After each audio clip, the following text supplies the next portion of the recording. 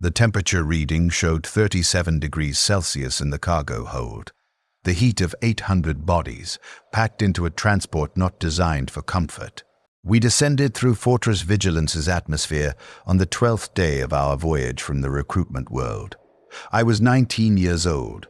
I had been a soldier for 8 months. The Fortress world, designated Vigilance Prime, occupied a strategic position along the Ghoul Star's approach vector. Command briefings described it as a critical bulwark against Xenos incursion. The fortifications covered 3 continents. Gun emplacements stretched across mountain ranges like iron teeth. Void shields generator stations dotted the valleys. The population, military personnel exclusively, numbered approximately 200,000 when we arrived. Our regiment, the 47th Corvan Infantry, brought that number to 200 and 800. I carried a standard-issue lasgun, model NKIV.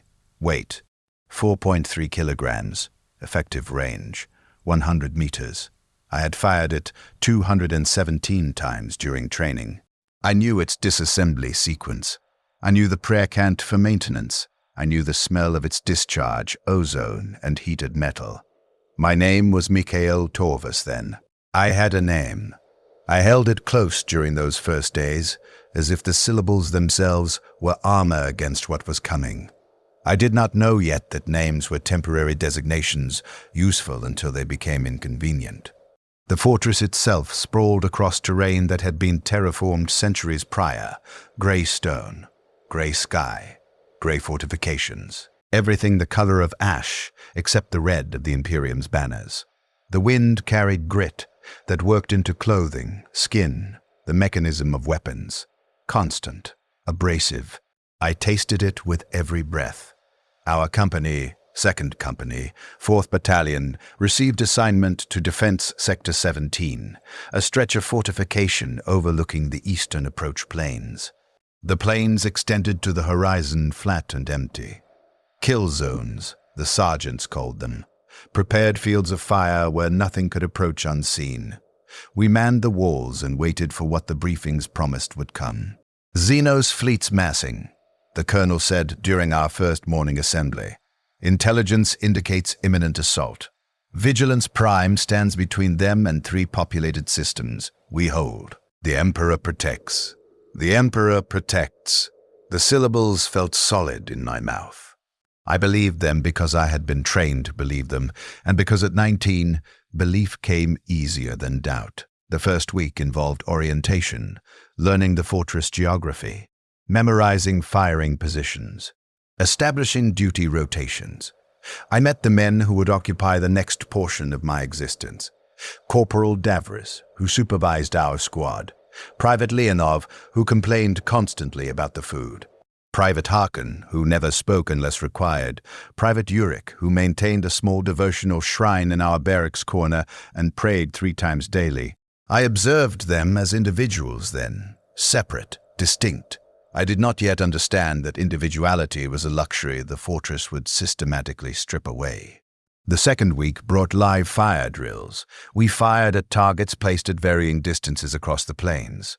The last bolts left after images on my retinas, blue-white streaks against gray landscape. The sergeant timed our response protocols. Alert siren to firing position. 43 seconds. Too slow. We ran the drill again. 38 seconds. Better. Again. 35 seconds. The drills consumed our days. Wake at 0500 hours. Morning prayer cant. Breakfast, reconstituted protein, recaf, nutri-paste. Inspection at 0630. Drills from 0700 to 1200. Meal, drills from 1300 to 1800. Evening maintenance, weapons, equipment, fortifications, prayer cant. Sleep. The pattern established itself. Routine calcified into ritual. Days became indistinguishable. During the 3rd week, Private Urich approached me during the evening maintenance period. He carried a small devotional icon, the Emperor's Aquila wrought in brass. "Take it," he said, "for protection." I examined the icon, crude craftsmanship but earnest. The wings spread wide, the heads facing outward, eternal vigilance rendered in metal. "Why?" I asked. "Because the attack is coming," Yurik said. His voice carried certainty I did not feel. "We'll need the Emperor's blessing." I fastened it to my equipment webbing where it would rest against my chest. The metal felt cold through my uniform. Yurik smiled, a rare expression in the grey monotony of fortress life, and returned to his prayers.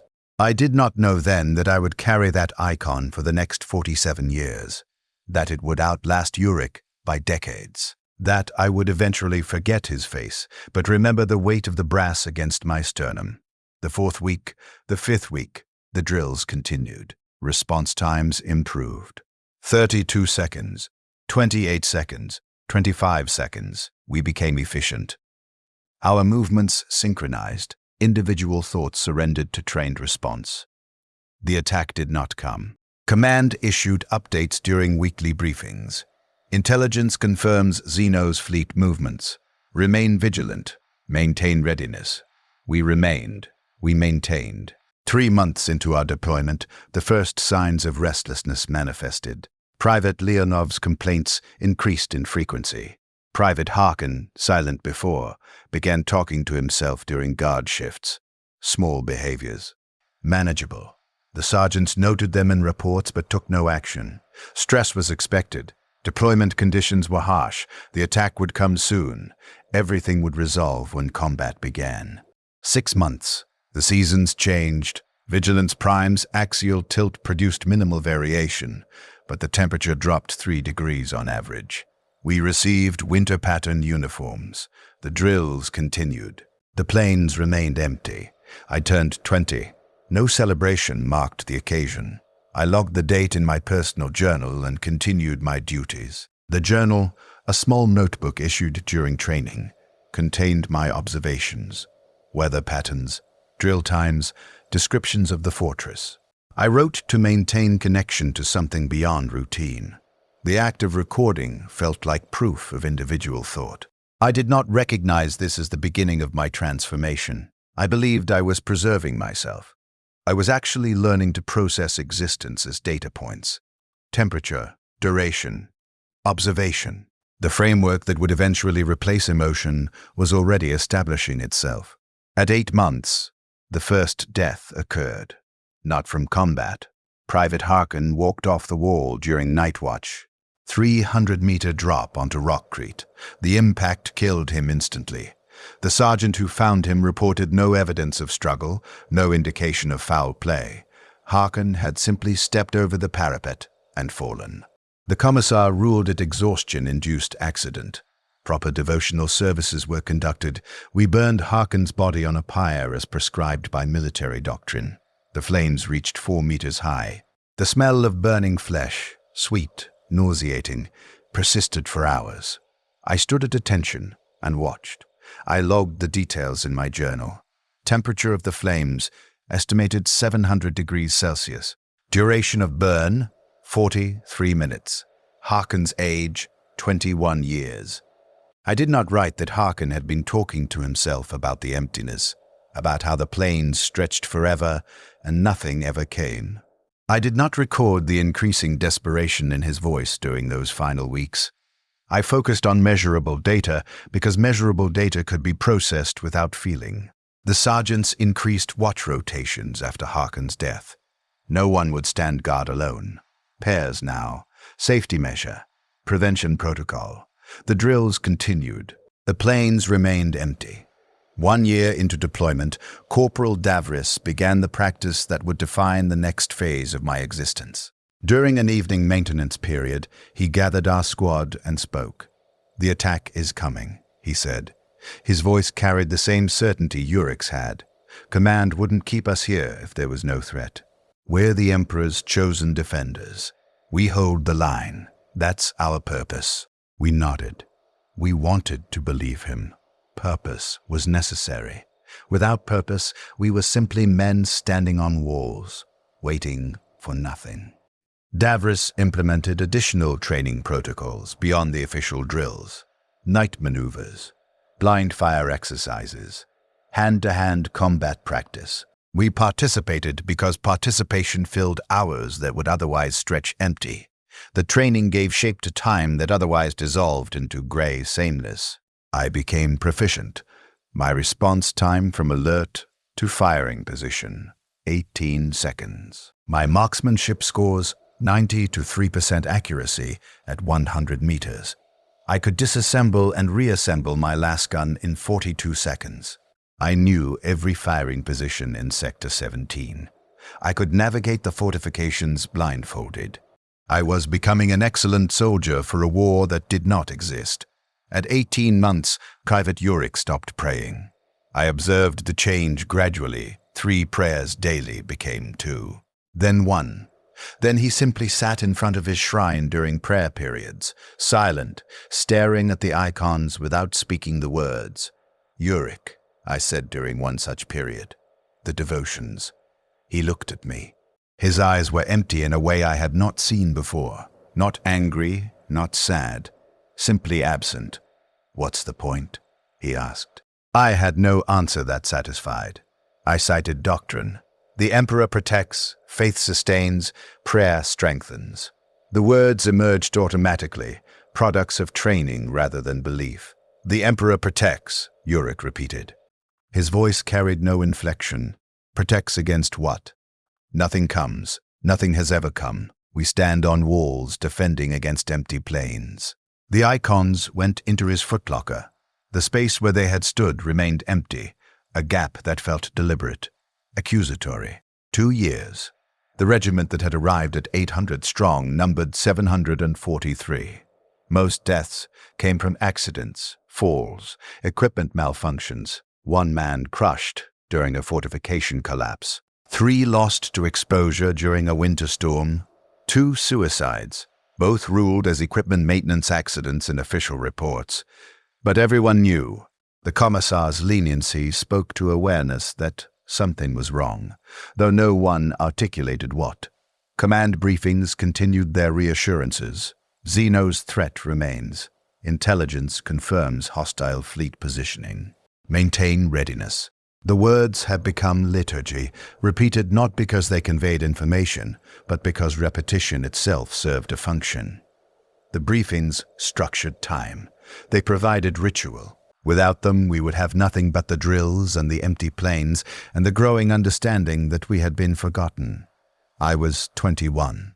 I had spent more of my life on Vigilance Prime than I had in my home before conscription. My memories of that previous existence had begun degrading. I remembered my mother's face, but not her voice. I remembered the temperature in my family's HAB unit, 18 degrees Celsius, always cold, but not the smell. Specific details remained while others dissolved. My memory was becoming an archive with corrupted files. During my 3rd year, I encountered Sergeant Valen. He supervised 3rd Company, a different sector, but our paths crossed during supply requisition. He was older than most, approximately 45, with augmetic replacement for his left eye. Combat injury from a previous deployment, I assumed. I learned otherwise. Training accident, he said when I asked. The augmetic word as it focused on me. 15 years ago. Ceiling collapse in the eastern batteries during an inspection. Killed 3 men. I lost the eye. 15 years, I processed the duration. You've been stationed here for 15 years. 18, Valen corrected. My regiment arrived before yours. We were told the attack was imminent. That was 18 years ago. The number felt impossible. I searched his face for deception. Found none. Only the same emptiness I had seen in Uric's eyes. The same absence. What happened to your regiment? I asked. They're still here, Valen said. Those who survived. We're scattered across different sectors now. Original unit cohesion broke down around year 8. Command reassigned us to fill gaps. We train the new arrivals. We run the drills. We wait. For what? Valen's augmetic eye focused past me, toward the plains visible through the supply depot's viewport. I stopped asking that question at year 10, he said. Asking implies answers exist. Better to just process the routine. Wake, drill, maintain, sleep. The pattern sustains better than hope. I remained in the depot, staring at the requisition forms, processing what 18 years meant, more than twice my current deployment duration. Valen had been stationed on Vigilance Prime longer than I had been alive. I logged the encounter in my journal. Date, duration of conversation, key details. The act of recording provided structure. I did not examine why I needed that structure. Did not question why simple conversation required documentation. I was learning to process rather than feel, and I did not recognize the transition. That night, I retrieved Urik's brass aquila from my equipment webbing. I examined it in the dim barracks light. The craftsmanship remained crude. The metal had tarnished. I had not maintained it properly. The devotional item meant to provide protection had become simply another object. Weight, 47 grams. Dimension, 8 centimeters wingspan. Significance, degraded. I should have felt something. Loss, perhaps, or recognition of faith's failure. Instead, I noted the corrosion patterns and returned the icon to my webbing. Data processed. Archive updated. Function continued. The drills continued. Year 4. Year 5. My marksmanship scores reached 97%. My response time, 14 seconds. I received commendation from Corporal Davris, who had been promoted to sergeant. The commendation meant nothing beyond documentation in my service record. Another data point. Another measurement of efficiency within a system that served no purpose. Private Leonov stopped complaining at Year 5, not because conditions improved, simply because complaint required energy he no longer possessed. He performed his duties with mechanical precision. Wake, drill, maintain, sleep. The pattern Bazin had described, Leonov had surrendered to it. We all had, though I did not recognize this yet. I believed I was adapting, becoming a better soldier, learning to endure. I did not understand that endurance itself was the breakdown, that each day I successfully processed was another day I lost something essential. At Year 6, new arrivals came, the 83rd Palladian Regiment, fresh conscripts, young, still carrying the belief that purpose existed. They numbered 900. They brought our total garrison strength back above 8,000 for the first time since my arrival. I watched them disembark from their transport, saw their faces, young, uncertain, identical to how I must have looked 6 years prior. I registered no kinship, only observation. They were replacements. Components entering the system. They would learn the same drills, fire at the same empty planes, wait for the same attack that never came. Sergeant Davris assigned me to training duty. I would help orient the new arrivals, teach them the firing positions, run them through response drills. I accepted the assignment without comment. Purpose had been assigned. I would fulfill function. The first squad I trained included a boy, Private Kellen, who reminded me of Urik. Same devotional intensity, same certainty in the Emperor's protection. He carried icons in his pockets. He prayed 3 times daily. He asked questions about the Xenos threat with earnest urgency. "When do you think they'll attack, sir?" he asked during a drill break. He called me sir despite my rank being equivalent to his. Some habit from his previous life, some recognition of my 6 years' experience. "Command says the threat is imminent," I responded. The words emerged automatically, doctrine rather than belief. "But when?" Kellen pressed. "Tomorrow, next week. I want to be ready. I want to serve the Emperor." I looked at him, really looked, forcing myself to see the individual rather than the component. Kellen was perhaps 17. His hands shook slightly when he held his last gun. New soldier nervousness. It would fade. Everything faded. I should have told him the truth, that the attack would not come tomorrow or next week, that men had waited 18 years already, that his devotion would curdle into emptiness if he survived long enough, that the Emperor's protection was irrelevant on a fortress world where the only threat was time itself. Instead, I said, maintain readiness, perform your duties, the rest is the Emperor's will. Kellen nodded, satisfied with the non-answer. He returned to his prayers. I returned to the drill. Function continued. This was my first complicity. Not the worst, that would come later, but the first moment where I chose the system over the individual. I could have warned him, could have offered something beyond doctrine. I chose not to because warning him would require acknowledging what I had become. Easier to process him as data. Another recruit, another component. I trained 6 squads over the following months, ran them through the same drills I had performed for 6 years, watched them progress from uncertain to competent, saw them learn to process the routine. None of them died during my training period. I logged this as success in my reports. Sergeant Davros commended my instruction quality. I had trained the new arrivals efficiently. My methods produced results. I was valuable to the system. At year 7, the first marriage occurred. Private Leonov and a medical orderly named Senna conducted a ceremony in the fortress chapel. The chaplain officiated. Approximately 50 personnel attended. I observed from the back. The ceremony lasted 23 minutes. Leonov smiled, the first genuine emotion I had seen from him in years. 3 months later, Senna announced pregnancy. Command approved. The fortress maintained small medical facilities capable of delivering children. Precedent existed. Sergeant Valen mentioned that births had occurred in previous years. Children born on Vigilance Prime, raised in the fortress, eventually conscripted into the same garrison that defended nothing. The first generation born into waiting. I should have recognized the horror of this. Children who would never know anything except gray walls and empty plains, and the endless preparation for war that never came. Instead, I simply logged the information, data point, pattern emerging. The system perpetuating itself.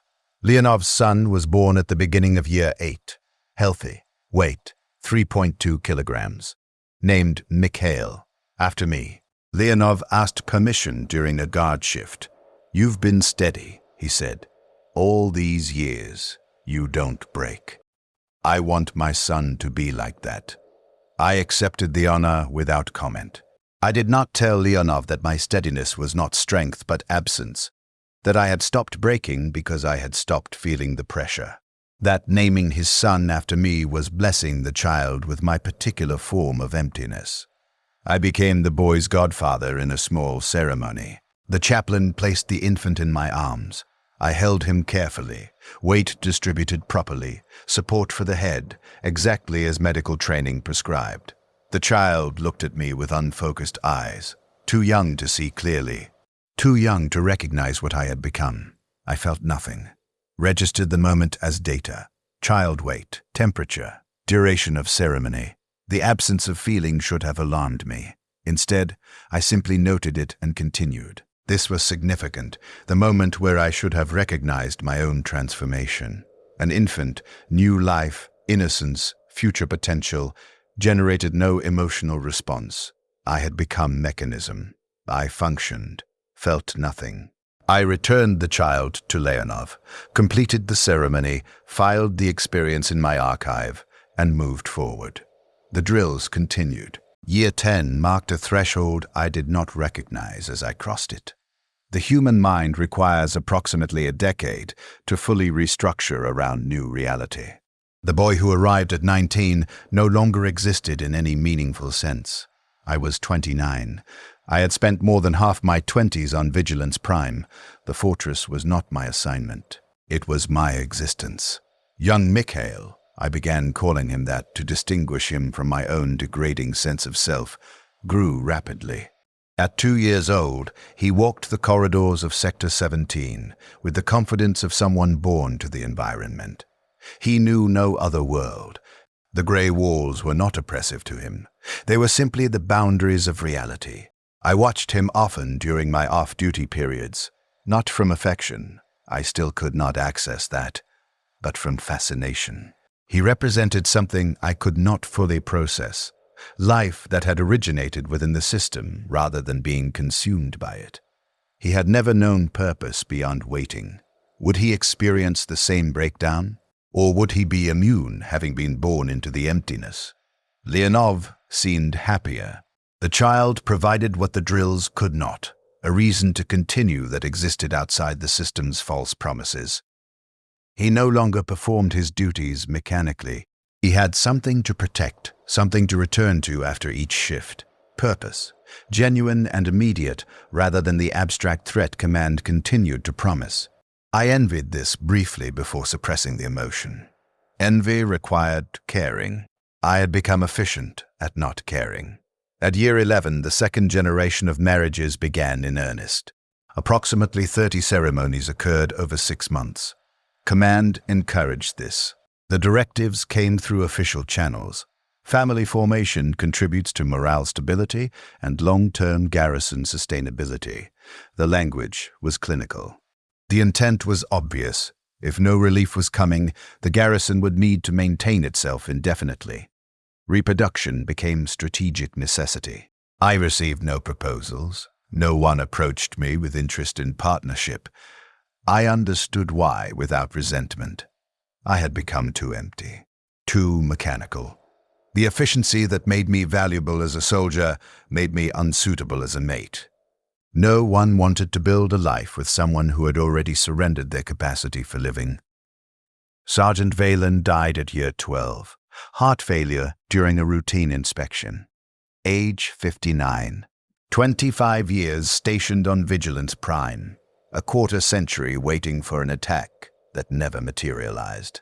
The medical staff logged it as natural causes, stress-related, preventable with proper cardiac care that the Fortress medical facilities could not provide. We burned his body as we had burned all the others.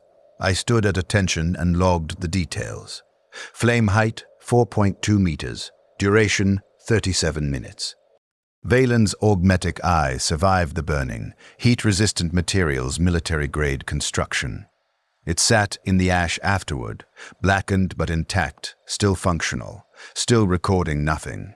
The commissar collected the augmetic for reclamation. Waste not. The Imperium's resources must be preserved. Valen's eye would be cleaned, recalibrated, installed in another soldier. Function continued after the man who had carried it dissolved into ash. I thought about this for days afterward. Consciousness ended, but components persisted. The system did not waste anything, even the pieces of the dead. I was already thinking like the system. Valuing function over life, seeing people as assemblies of useful parts. Young Mikhail turned 4 at year 12. He began elementary instruction in the Fortress Scholarium, a small facility established to educate the growing population of children born on Vigilance Prime. 17 students attended, all children of garrison personnel, all being raised to replace their parents on the walls. The curriculum included literacy, basic mathematics, imperial history, and devotional studies. It also included preliminary weapons familiarization. 4-year-olds learning to recognize lasgun components, learning the proper grip, learning the prayer cants for maintenance. Indoctrination disguised as education. Young Mikhail excelled. His instructors reported strong aptitude for pattern recognition and mechanical understanding. He could disassemble a training lasgun, non-functional, designed for instruction, in under 2 minutes. At 4 years old. He performed this with the same casual competence he brought to walking the corridors. It was simply what children did in his world. Leonov beamed with pride. His son would be an excellent soldier, would serve the Emperor with distinction, would defend Vigilance Prime against the enemies that would surely come. I observed this and said nothing. Young Mikhail's aptitude was not achievement. It was tragedy.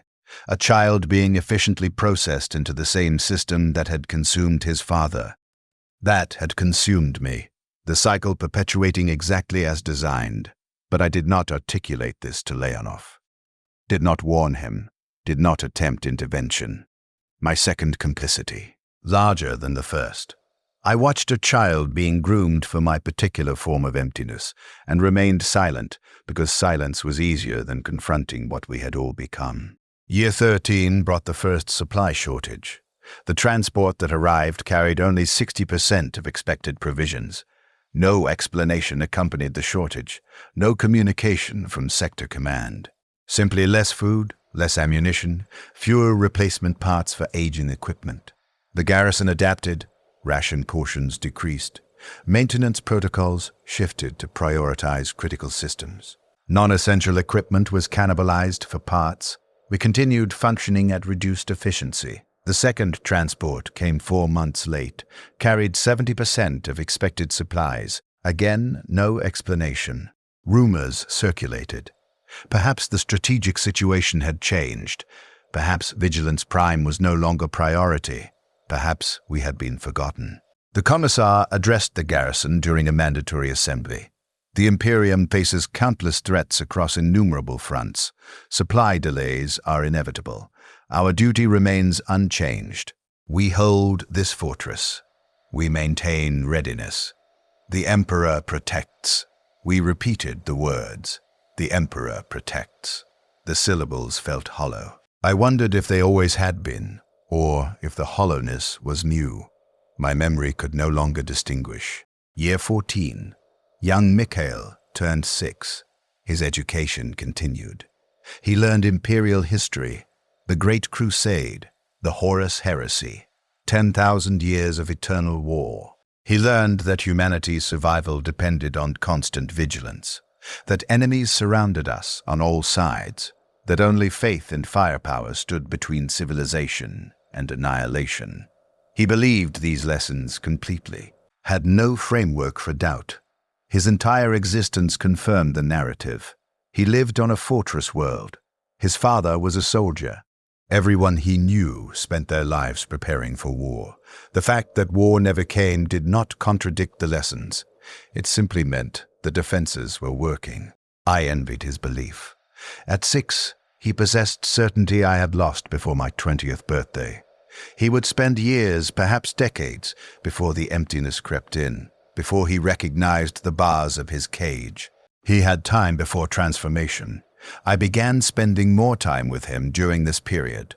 Not consciously chosen, I simply found myself seeking him out during off-duty hours, watching him play in the corridors, observing his lessons, listening to his questions about the Emperor, the Imperium, the purpose of our vigil. "Uncle Mikhail," he asked me once. He had taken to calling me uncle, a title I had not requested but did not discourage. When will the enemies come? The question every child asked, the question I had stopped asking years ago. "I don't know," I said. Honest answer. More honest than I typically provided. "But they will come," he pressed. Not a question, a statement requiring confirmation. I looked at him. 6 years old, eyes bright with certainty, uncorrupted by doubt. I could tell him the truth, could explain that men had waited decades already, that the attack might never come, that he might spend his entire life preparing for a purpose that did not exist. Instead, I said, maintain readiness, perform your duties. The Emperor will provide. The same abdication of responsibility. I was teaching a child to embrace the system that would consume him. My third complicity, the worst yet. But it emerged automatically, reflexively, because I had become too much a part of the system to resist its logic. Young Mikhail nodded, satisfied. He returned to his play, a game involving toy soldiers, recreating battles from Imperial history. I watched him position the figures carefully, establishing firing lines, creating kill zones. A 6-year-old's understanding of war as play, innocent now, but the foundation for future emptiness. I returned to my quarters and retrieved my journal. I had not written in it for months. The pages had filled over the years with observations, data, measurements. I opened to a blank page and attempted to record something about young Mikhail, about watching him transform, about my role in that transformation. The pen hovered over paper. No words came. I had lost the capacity for reflection, could only record data, temperature, duration, observation without analysis. The journal that had once preserved my humanity now documented its absence. I closed the book, filed it in my footlocker beneath my bunk. I would not open it again for 7 years. Year 15. The garrison population had declined to 7,400. Deaths continued. Accidents, illness, suicides disguised as accidents, age-related failures. The birth rate could not match the attrition. We were slowly dissolving. New arrivals stopped coming. The last regiment had arrived at year 6, 9 years without reinforcement. No explanation from command. No communication about strategic changes. We simply stopped receiving replacement personnel. The implication was clear to anyone willing to process it. Vigilance Prime was no longer a priority. Perhaps had never been. The threat we defended against had either never existed or had moved to different vectors. We held a fortress that protected nothing against enemies that never came, but we continued. Because the alternative was acknowledging that 14 years, for me, longer for others, had been wasted. That we had sacrificed our lives for an era. Easier to maintain the drills, easier to believe the attack was still coming, easier to function than to feel. Young Mikhail turned 7. His weapons training advanced to live-fire exercises with reduced power training Laskins. I supervised his first session on the practice range. Watched him aim at targets positioned across the same empty plains I had fired at for 15 years. His form was excellent, stance balanced, grip proper, breathing controlled. He fired 6 shots, 5 hit center mass, 93% accuracy, the same score I had achieved at twice his age. Good, I said. Again. He fired another sequence. 6 shots, 6 hits. 100% accuracy. He turned to me, seeking approval, his face open, eager. He wanted validation from me specifically, not his father, not his instructors. Me. Something moved in my chest. A sensation I had not experienced in years. Not quite emotion, not quite pain. Recognition, perhaps. That I mattered to this child in a way I had not mattered to anyone since arriving on Vigilance Prime. That my opinion carried weight in his developing understanding of self. I reached out and placed my hand on his shoulder. The gesture felt foreign. I could not remember the last time I had initiated physical contact with another person. Excellent work, I said. Your father will be proud. Young Mikhail smiled. The expression transformed his face. Genuine joy, uncomplicated, pure. I felt the sensation in my chest intensify. Something cracking. A fissure in the mechanisms I had built to replace feeling. Young Mikhail had done what years of routine could not. He had reminded me that I could still care. This terrified me. Caring meant vulnerability, meant the potential for loss. I had survived 15 years by not caring. By processing, by functioning. Caring would undo the adaptations that had kept me stable, but I could not stop it. Young Mikhail had already reached past my defenses, had become significant in a way no one else had. The primary bond forming without my consent or control. I withdrew my hand from his shoulder. Continue practice, I said, voice flat, retreating to the familiar emptiness. 50 more rounds. Log your accuracy. I walked away before he could respond. Put distance between us. Tried to restore the mechanisms. Failed. The crack had formed. It would widen. Year 16. Supply transports came every 8 months now instead of quarterly. Each carried less than the previous. Equipment degraded faster than we could maintain it. Las guns malfunctioned. Void shield generators operated at reduced capacity. Structural maintenance fell behind schedule. The fortress was decaying around us, slowly, but visibly. Gray walls showed cracks, metal corroded, systems failed. We patched what we could with diminishing resources, but entropy progressed faster than our efforts. Young Mikhail turned 8. His education continued, his weapons proficiency improved.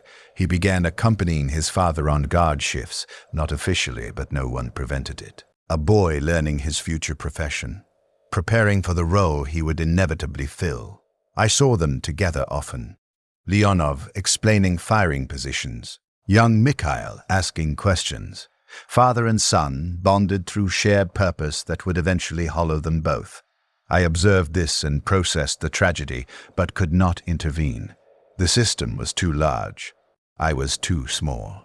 Individual effort meant nothing against institutional momentum. During one guard shift, young Mikhail approached me at my position. He carried a book, Elementary Imperial Tactics, standard instruction text. "Uncle Mikhail," he said, "I don't understand this section. About defensive depth. Can you explain?" I took the book, examined the diagrams, layered defensive positions, fallback points, interlocking fields of fire. Standard doctrine. I had learned the same principles decades ago. I explained the concepts, used examples from the fortress itself, showed him how Sector 17 implemented the principles. He listened with complete attention, asked clarifying questions that demonstrated genuine understanding. We spent 2 hours discussing tactics, the longest conversation I had engaged in for years. Young Mikhail absorbed everything, his mind sharp, analytical. He would become an excellent soldier. The thought no longer brought satisfaction, only dread, because I knew what excellent soldier meant in this context.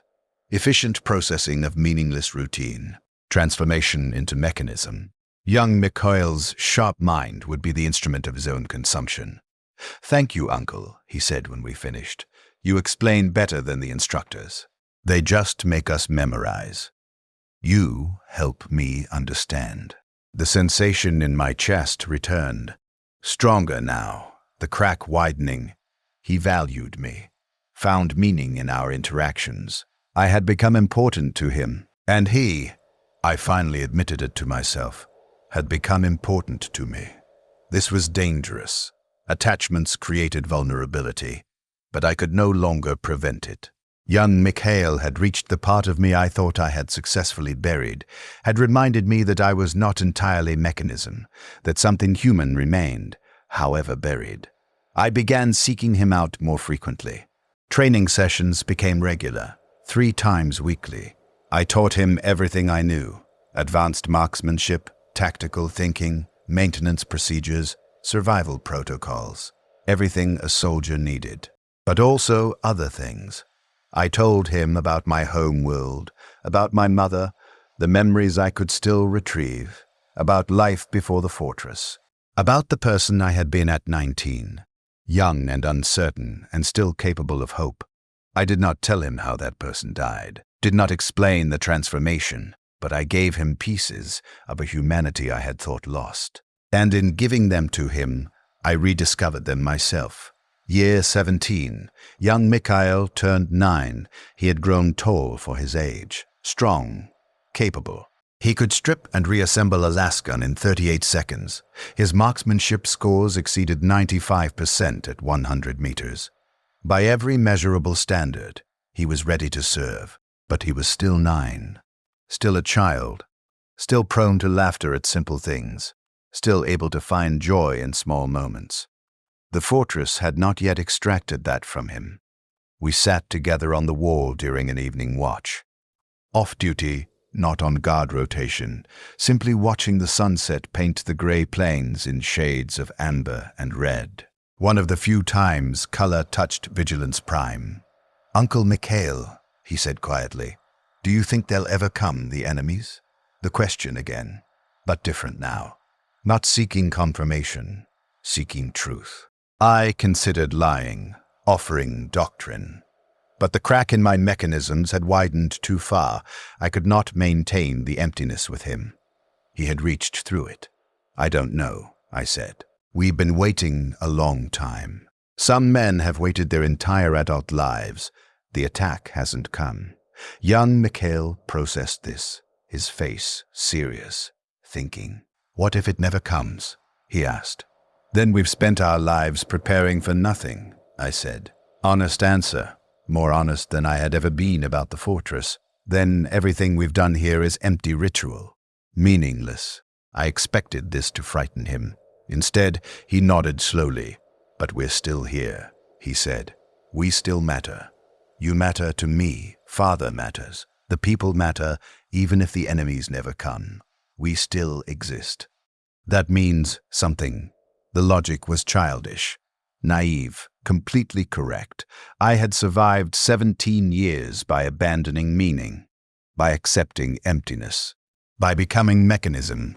Young Mikhail, at 9, had articulated what I had lost. That existence itself was sufficient. That meaning came from connections, not from purpose assigned by distant authorities. I looked at him, really looked.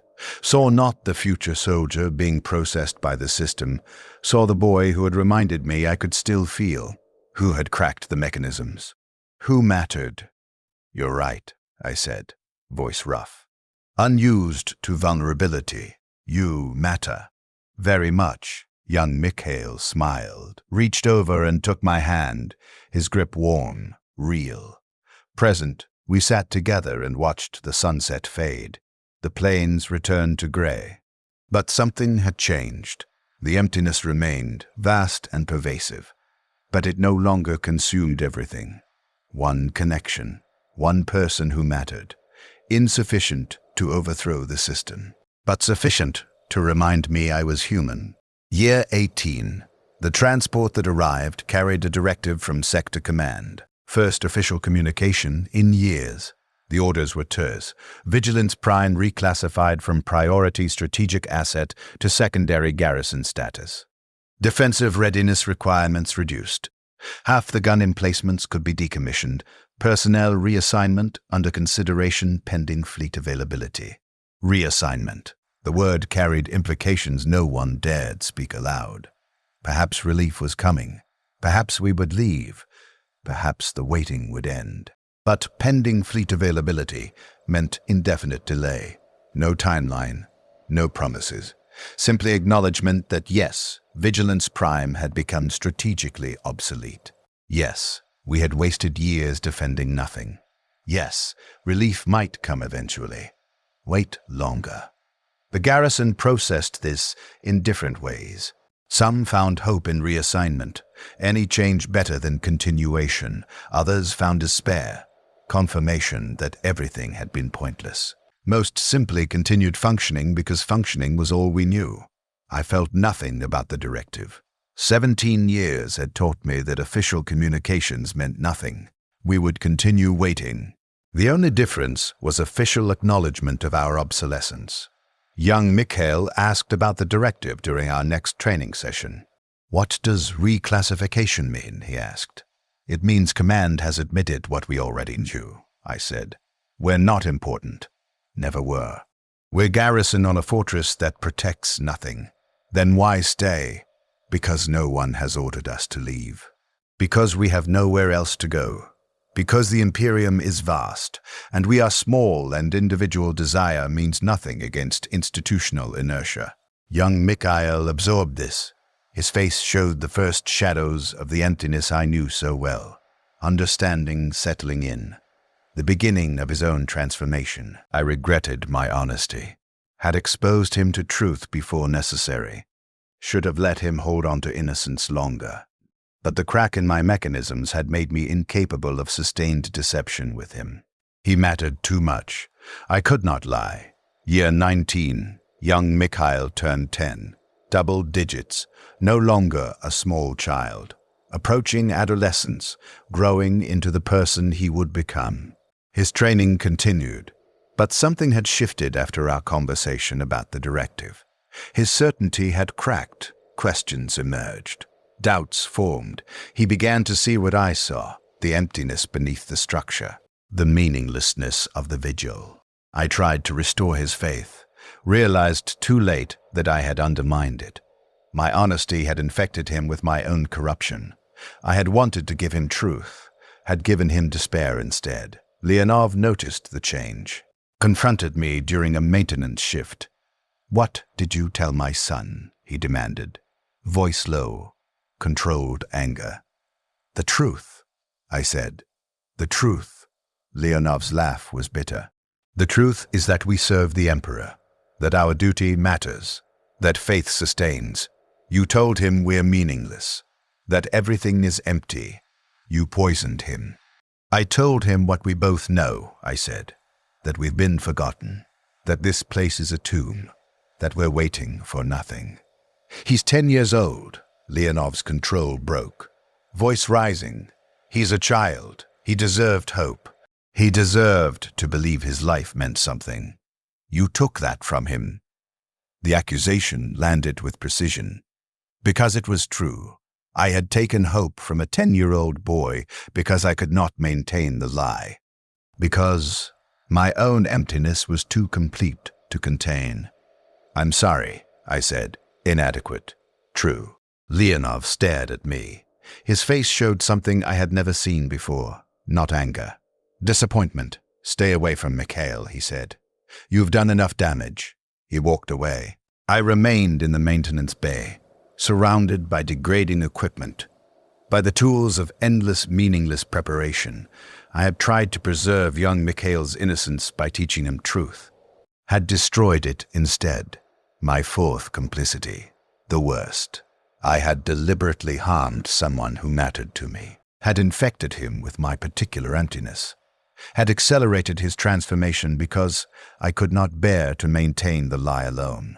I honored Leonov's request, kept distance from young Mikhail, saw him occasionally during training exercises but did not approach, did not seek conversation. The connection that had cracked my mechanisms now became a source of pain, presence without contact, caring without expression. Young Mikhail looked for me. I saw him searching during communal meals, during training. He did not understand why I had withdrawn. Probably blamed himself.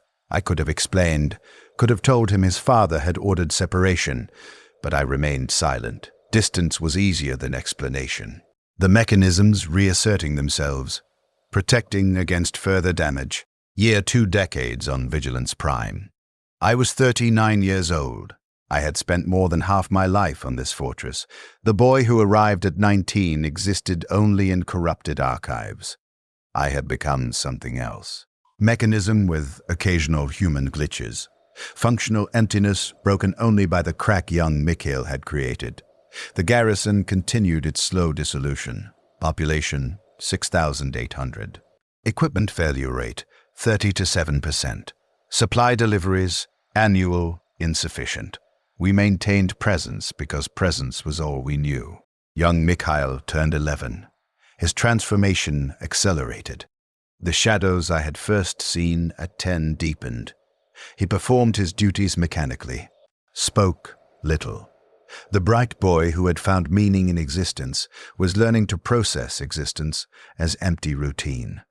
I watched this from distance. Witnessed the destruction I had caused. Could not intervene because intervention had already done the damage. I carried this as background process, guilt as constant subroutine.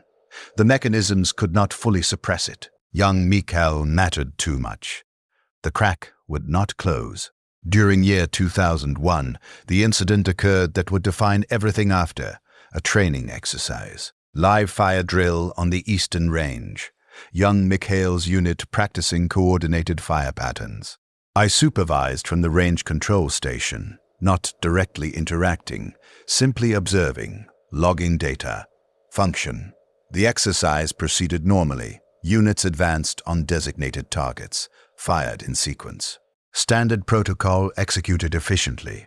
Then Private Kellen, the boy I had trained at year 6, now 23, still here, still waiting, moved position incorrectly. Stepped into another unit's firing lane. The coordination broke down in the second it took to recognize the error. Young Mikhail was firing. His last bolt caught Kellen in the chest. Center mass. Perfect shot. Fatal. The range fell silent. Kellen dropped. Smoke rose from the impact wound. The smell of burned flesh and uniform. Temperature estimated 800 degrees Celsius at impact point.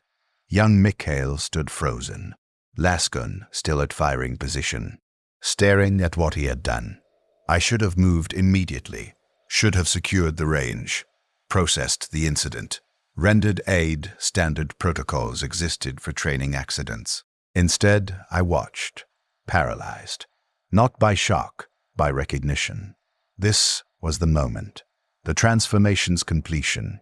Young Mikhail would process this death, would carry it, would learn to continue functioning despite having killed, would become what I had become, the cycle perpetuating, my corruption spreading to him through direct causation now. I finally moved, crossed the range to where Kellen lay, confirmed what was obvious. No pulse, no respiration, dead instantly. I logged the timestamp, 13:47 hours. Date, year 201, day 193 of my deployment. Age of deceased, 23 years. Age of shooter, 11 years. Young Mikhail had not moved, still frozen. His face showed the exact moment of transformation. Innocence dying in real time. Understanding settling in that actions had consequences, that death was permanent, that he had ended a life. I approached him slowly, carefully, as if approaching something fragile that might shatter. "Mikhail," I said, first time I had spoken directly to him in more than a year. His name foreign on my tongue. He looked at me. His eyes were empty, the same emptiness I had seen in Uruk at year 2, in Valen at year 3, in my own reflection for 2 decades. The emptiness that meant something essential had broken. "I killed him," young Mikhail said, voice flat. "Processing fact." "It was an accident," I said. "He moved incorrectly. You followed your firing pattern. Standard protocol." "I killed him," he repeated. Not arguing, simply stating, recording data. I recognized this. The mind attempting to process through repetition, trying to make the impossible fact integrate with continued existence. I had done this myself with every death I had witnessed. Had learned to carry them as archived data rather than emotional weight. Young Mikhail was learning the same process, at 11, because I had trained him, because I had taught him everything I knew, because I had cracked his certainty with truth, because every complicity built on the last until this moment. Direct causation. My corruption made manifest in a child's hands. "You will continue," I said, speaking from 2 decades of experience. From authority I did not want. "You will process this. Archive it. Functioning is what we do here." Young Mikhail stared at me, processing my words, learning the lesson I had learned. That death could be carried, that guilt could be archived, that consciousness could continue despite horror. He nodded slowly, understanding settling, transformation completing. I wanted to take it back, wanted to tell him no, don't learn this, don't become this, preserve something human even if I cannot. But the words would not come. I had taught him too well, had prepared him too thoroughly. He would survive by becoming what I was, and I could not prevent it, because prevention would require capacity I no longer possessed. Medical personnel arrived, collected Kellen's body, documented the incident. Training accident, tragic but not unprecedented. No disciplinary action. The system processed the death as it had processed hundreds before. Data logged, pattern continued, function sustained. Young Mikhail returned to barracks. I followed at distance, making sure he reached safety. Not abandoning him despite having caused this, I found Leonov and told him what happened, watched his face transform, horror, grief, recognition of what his son had become, what I had made him. "He killed someone," Leonov said. Not a question. "Confirmation. Training accident," I said. "Not his fault." Kellen moved incorrectly. "He's 11 years old," Leonov whispered. 11. And now he carries a death. I had no response that would ease this, so I simply stood witness, let Leonov process. Carried my responsibility silently. "This is your fault," Leonov said eventually, voice quiet, certain. "You broke him, took his faith, left him hollow. Now he's killed someone, and he'll carry it the way you carry everything. Empty, processed, dead inside." "Yes," I said, accepting the accusation, accepting responsibility. "Yes." Leonov looked at me with something beyond disappointment, beyond anger. Simple recognition of what I was, what I had done, what I had made his son become. "Stay away from us," he said. "Both of us. You've destroyed enough." I nodded. turned, walked away. Honored the request because I had no right to protest. I had done this, all of it. Every complicity building to this moment. I had taken a bright child and systematically corrupted him into mechanism. Had accelerated his transformation because I needed someone else to carry the emptiness with me. I returned to my quarters, retrieved my journal from my footlocker, opened it for the first time in 7 years, attempted to write what had happened, what I had done, what I was. The pen moved across the page, but the words that emerged were data, temperature, duration, observation. The journal showed the same transformation as my consciousness. What had been reflection was now simply logging, recording without processing, function without understanding. I closed the journal, filed it away. It would remain there for the rest of my deployment. 34 more years. I would never open it again. There was nothing more to record. Everything significant had already occurred. What remained was simply continuation. Young Mikhail survived the incident. He continued his training, continued his duties, carried Kellen's death as archived data, learned to function despite it. By age 12, he showed no external signs of trauma, had processed the incident efficiently, had become mechanism. I observed this from distance, witnessed my corruption's success, saw him transform into what I was. The cycle perpetuating perfectly. The system consuming another generation, and I had enabled it, had accelerated it, had taken someone who mattered and destroyed them through the same mechanisms that had destroyed me. This was my complicity's fullest expression, not passive observation, active destruction. I had done to young Mikhail what the Imperium had done to me. Had become instrument of the system, had perpetuated the cycle because I could not bear carrying the emptiness alone. Years passed, compressed now, time losing meaning. Young Mikhail, aged 13, 14, 15, entered official service at 16, became Private Mikhail Leonov, 47th Corvan Infantry, performed his duties with mechanical efficiency, showed no emotion, connected with no one. I watched this, carried it, processed it as background subroutine. The guilt never faded, but it no longer dominated, simply existed, constant, like the gray walls, like the empty plains, like the waiting that never ended.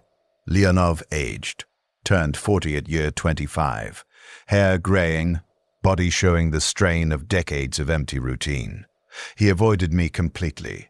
We served in the same sector, saw each other daily, never spoke. The silence was its own communication, acknowledgement of what I had done, what could not be forgiven. Other arrivals came occasionally, small units, 50 personnel, 100, never enough to replace attrition. The garrison continued its decline, 5,000 at year 30. We dissolved slowly, entropy personified. I trained new arrivals when assigned, ran them through drills, taught them the empty routine, participated in processing them because participation was function and function was all that remained. Each training cycle was another complicity. Each soldier I taught to endure was another acceleration of their transformation, but I no longer resisted, had become too integrated with the system to oppose it. At year 54, Leonov died. Heart failure during a morning drill, age 69, 54 years stationed on Vigilance Prime. More than 3/4 of his life waiting for an attack that never came. Young Mikhail, no longer young, now 34 years old, older than I had been when training him, stood at his father's pyre, face expressionless, no tears, no visible grief, perfect mechanism, everything I had made him. I stood at the back of the assembly, maintaining distance as I had for 33 years, watching the flames consume another body. Height 4.1 meters, duration 41 minutes. Leonov's age 69 years. After the ceremony, young Mikhail approached me. First direct contact since he was 11. "Thank you for coming," he said, voice flat, performing social protocol without feeling. "I knew your father well," I said. Inadequate response. True. He hated you, young Mikhail said, not angry, simply stating fact. Until he died, he blamed you for what I became. He was correct, I said. Accepting responsibility I had carried for decades. Young Mikhail examined me. His face showed no emotion, but something moved behind his eyes.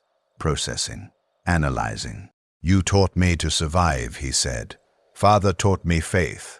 Faith broke. Survival continued. You gave me what actually functioned. Instead, they confirmed the full scope of my failure. I had taught him to survive by destroying everything that made survival worthwhile, had given him existence without life, function without purpose, continuation without meaning. I'm sorry, I said, the same inadequate phrase I had given his father 33 years before. I'm not, young Mikhail said. I function. I continue. Caring would make that impossible. You taught me not to care. That was the greatest gift. He walked away, returned to his duties, left me standing by the cooling ashes of his father's pyre. This was the result of all my complicities. A man who called the death of his capacity to care a gift, who valued survival over living, who had become perfect mechanism. Everything I was, everything I had made him. I stood there for hours, watching the ashes cool, processing what I had done, what I was, what the Imperium had made of both of us. The fortress continued. Year 60, year 70, year 80, I aged, 69, 79, 89. My body degraded, augmetic replacements, knee at year 63, heart regulator at year 72, respiratory support at year 82. The Imperium did not waste resources. I was maintained because I remained functional, because I trained new arrivals, because I processed routine, because I was useful. Young Mikhail aged alongside me, 44, 54, 64. He received augmetics as well. We were both becoming more machine than man. The transformation metaphor made literal. Consciousness persisting in increasingly synthetic frames. We spoke occasionally now, brief exchanges, comparing notes on equipment failures, discussing training protocols, functional communication, never personal. The distance between us was too vast, built from 33 years of separation and one terrible moment when I had watched him kill and taught him to carry it. Year 98. I was 117 years old. I had been stationed on Vigilance Prime for 98 years, nearly a century, longer than most humans lived. I had spent almost my entire existence waiting for an attack that never came. The garrison numbered 800. The fortress designed for 200,000 held 800. We were ghosts haunting our own tomb, maintaining equipment that barely functioned, running drills that had lost all meaning, waiting because waiting was all we knew. Supply ships came every 5 years, carried minimal provisions. No communication about relief, no explanation for continued deployment. We simply persisted, forgotten, obsolete, irrelevant. Young Mikhail, now 78 years old, ancient by any standard, kept alive by augmetics like myself, approached me during an evening maintenance period. Uncle Mikhail, he said. First time he had used that title in 67 years. I need to tell you something. I looked at him. His face was more augmetic than flesh now. Left eye replaced, jaw reinforced, skin showing the gray pallor of extended augmetic integration. But I recognized him, would always recognize him. What is it? I asked. I'm grateful, he said, for what you taught me. I've survived 98 years because I learned not to care. I've watched everyone I knew die, everyone except you, and I carried it all because you taught me how. That was worth everything else. The words hit like glass bolts. He was thanking me for his corruption, for his transformation, for becoming mechanism. He believed I had given him something valuable, and perhaps I had. He had survived, had continued functioning through nearly a century of meaningless waiting, had carried countless deaths, had endured what should have broken him. The tools I had given him, The ability to archive rather than feel, to process rather than care, to function despite horror, had kept him alive. But at what cost? He existed. But did he live? He continued. But did anything he continued toward matter? "You're welcome," I said, because no other response fit. Because after 98 years I had lost the capacity for nuanced communication. Because he had thanked me, and gratitude required acknowledgement regardless of what that gratitude meant. We stood together in the maintenance bay. Two ancient mechanisms in synthetic frames, still functioning, still processing, still waiting. "Do you think they'll ever come?" young Mikhail asked. The question from his childhood. Returns to it at 78. "No," I said. "Simple truth. No doctrine, no deflection. They were never coming. We've been waiting for nothing. We always were." "I know," he said. "I've known since I was 10, since you told me. But I keep asking, because asking maintains the ritual, and ritual is all that remains." I understood this completely. We maintained the drills, not because they served purpose, but because they provided structure. We ran the patrols not to defend against threats, but to mark time's passage. We continued waiting not because anything would come, but because we no longer knew how to stop. "Will you still be here in 20 years?" young Mikhail asked. I calculated medical projections, augmetic maintenance requirements, probability of catastrophic failure. The numbers processed automatically after nearly a century of monitoring my own degradation. "Unlikely," I said. "My heart regulator is degrading. Replacement parts no longer arrive. I'll fail within the next decade." "That will leave me alone," he said. "Not sad, not frightened, simply observing." "Others remain," I said. "No one else matters," he said. "You're the only person I've known my entire life. The only continuous thread. When you're gone, I'll have no one who remembers me as a child, no one who knew my father. I'll be completely isolated in the present." This was the final cost of my complicities. I had destroyed his capacity for connection. He had spent 78 years with me as his only significant relationship. When I died, he would have nothing, would exist in complete isolation, would continue functioning in absolute emptiness. "I'm sorry," I said again, the phrase I had repeated for decades. Never adequate, always true. "Don't be," young Mikhail said. "You gave me what I needed. Everything else was unnecessary. When you die, I'll continue. I'll function. I'll wait. Because that's what we do here. That's what you taught me." He walked away, returned to his duties, left me alone in the maintenance bay. I exist now in year 98. My consciousness distributed across degrading organic systems and failing augmetics. My memory archive corrupted, files lost, connections broken. Data shows I arrived at 19, shows the heat of the cargo hold, shows I believed the attack was imminent, shows transformation from human to mechanism over decades of empty waiting. Data shows young Mikhail, shows his face at 6, his questions, his brightness. Shows me teaching him, shows me watching him kill, shows every moment of his transformation from hopeful child to perfect mechanism. Data shows I destroyed him, shows each complicity. Each moment I chose system over individual. Each time I prioritized my own survival over his preservation. Each acceleration of his corruption, I archive all of it with perfect clarity, because memory is all that remains of my humanity, and I cannot release it, even when it cuts. I will die soon. My heart regulator shows cascade failure warnings. Maintenance protocols cannot prevent degradation. I have perhaps 5 years, perhaps less. My consciousness will cease. My augmetics will be reclaimed. My body will burn. The pattern will continue without me. Young Mikhail will continue, will wait, will function, will carry the emptiness I gave him for whatever decades his augmetics sustain, will eventually die having spent his entire existence preparing for war that never came, having survived by becoming something that should not survive, having learned from me that survival itself was sufficient, even when survival meant death of everything that mattered. This is what the Imperium is, a system that converts humans into mechanisms, that sustains itself by consuming the people who serve it, that perpetuates through cycles of corruption where victims become instruments who create new victims. I was consumed. I consumed young Mikhail. He will consume whoever comes after. The pattern eternal, the cycle perfect.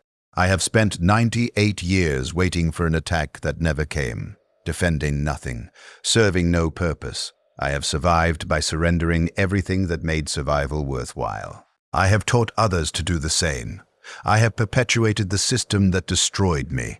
I am complicit in my own consumption, and the consumption of everyone I touched. The fortress stands, empty, obsolete, forgotten, 800 ghosts in a tomb designed for 200,000, still maintaining the drills, still running patrols, still waiting, because we have forgotten how to stop. Because stopping would require acknowledging that everything was meaningless. Because continuing is easier than confronting what we have become. I am Mikhail Torvis. I was 19 when I arrived. I am 117 now. I have spent 98 years becoming what I was always destined to become, a component of the Imperium's endless hunger. I function, I process, I wait. The Emperor protects. The words mean nothing. They always meant nothing, but we repeat them anyway. Because repetition is ritual, and ritual is structure, and structure is all that prevents total dissolution. I will die soon. The record will persist. Someone will read this testimony, will process it, will learn nothing, will continue the cycle, because the cycle is all there is. This is my testament. This is what the Imperium cost. This is what remains when humanity is processed out. This is the nightmare of being stationed on a fortress world that never gets attacked. We wait forever. We defend nothing. We die slowly. And the system continues, always.